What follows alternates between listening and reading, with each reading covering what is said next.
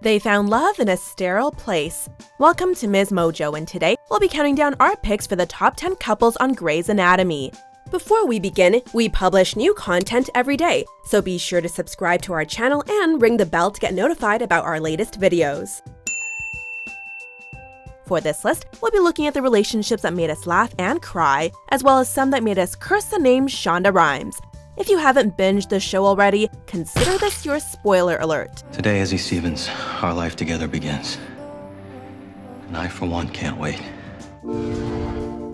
Number 10, Izzie Stevens and George O'Malley. You may be surprised by this choice, but we're using Izzie and George's relationship as a cautionary tale. This is absurd. Sometimes a beautiful friendship doesn't need to be escalated into anything romantic, because it certainly didn't work for these two. I'm exhausted. They were best friends since the early stages of their internship, and together they made a pact to be doers and found confidence in each other. Well, I think this one is maybe a little crazy. I can't breathe.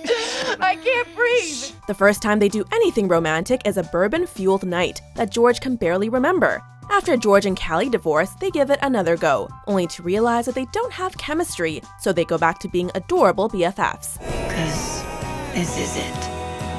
Number 9, Cristina and Preston Burke. These two were intellectually equal and shared some great moments. We move on, we move out, we move away from our families and form our own. Cristina even became a physical extension of Burke early on in their relationship when he got a tremor in his hand, making it impossible to operate without her. All right, take a good bite. You want to make sure it holds. Good. Don't put too much pressure. You can say that Burke was the yin to Cristina's yang, but both of them had ambitions too big to fit into their relationship, and Burke didn't think Cristina wanted to be married, so he left her before their wedding even started. It would have been nice if he told her before she shaved her eyebrows. Number 8, Amelia Shepherd and Owen Hunt. Both of them have some serious trauma in their life that they're trying to overcome. Owen lost his sister and is suffering from PTSD, and Amelia lost a lot of men in her life and is constantly battling with sobriety. There was obvious chemistry from the get-go, and an instant trust between them. They took things slow because Amelia was afraid to fall in love, and Owen had recently divorced Cristina. After what felt like forever, they finally opened themselves up to love and to happiness. Will you marry me?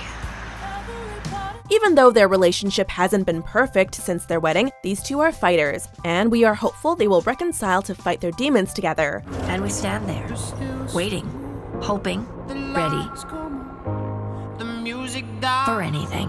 Number 7, Callie Torres and Arizona Robbins.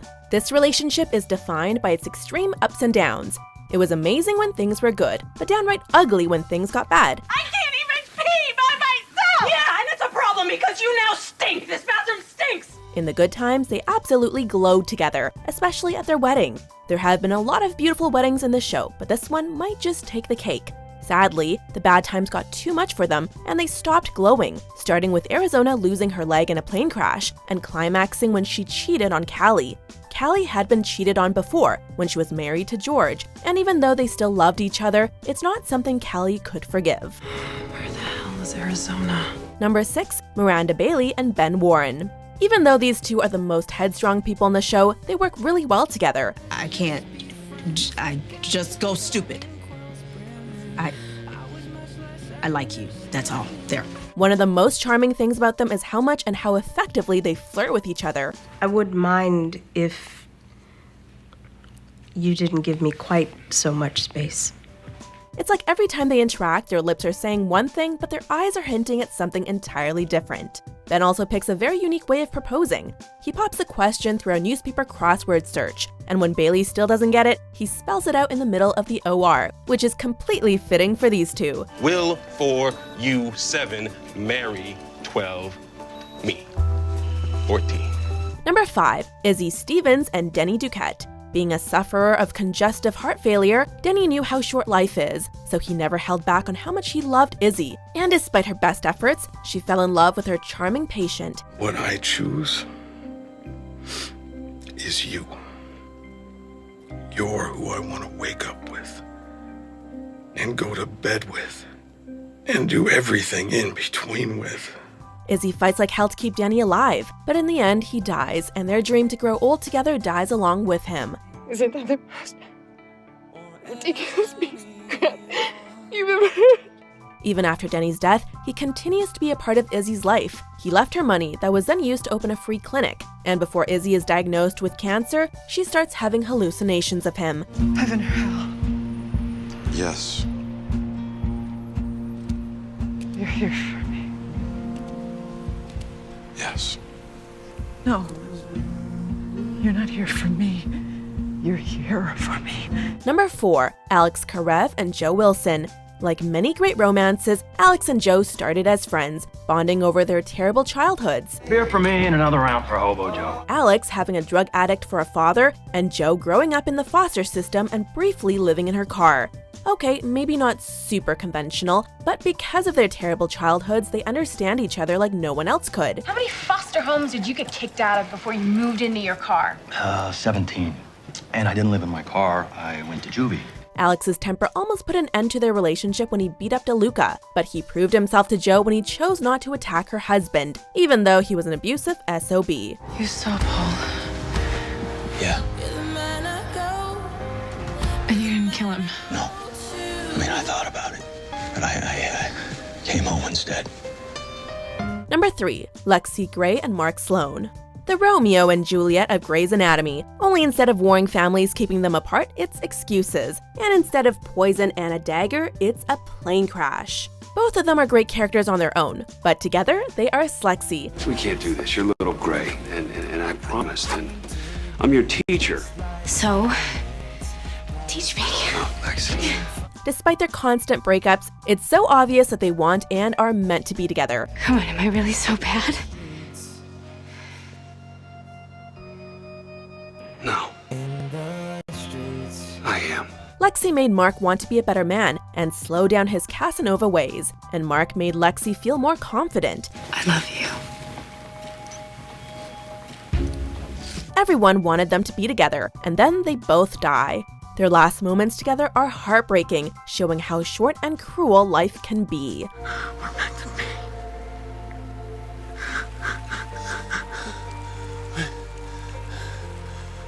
Meant to be. Number 2, Jackson Avery and April Kepner. Jackson and April epitomize the fact that sometimes opposites do attract. Hey, but we're still standing, right? Oh yeah, we are. Yeah. Me and you. Me and you. Jackson grew up wealthy, is an atheist, and is fairly serious, while April grew up on a farm. Religion is very important to her, and personality-wise, she's a little hysterical. Yeah, bitch! I wanna go! With these differences, they balance each other perfectly. Jackson keeps April grounded, and April keeps Jackson from being cynical. I'm a soldier. Yeah, I still don't know what that means, but Everything they've been through only makes us love them more. We cheered them on when they ran off together from April's wedding. We cried when their baby Samuel died. And when they broke up, we hoped like hell they would get back together. Do you want this? Do you really want this? I know the siren sound. Before we reveal our top picks, here are a few honorable mentions. Alex, I'm asking you to give me a reason to stay here. A reason from you. You're my husband, and I think I'm falling in love with you. I do. And Catherine, I do forever. then by the power vested in me by the state of Washington, I now pronounce you husband and wife. Number 1, Derek Shepherd and Meredith Grey. We were rooting for Meredith since the first 5 minutes of the series. Derek.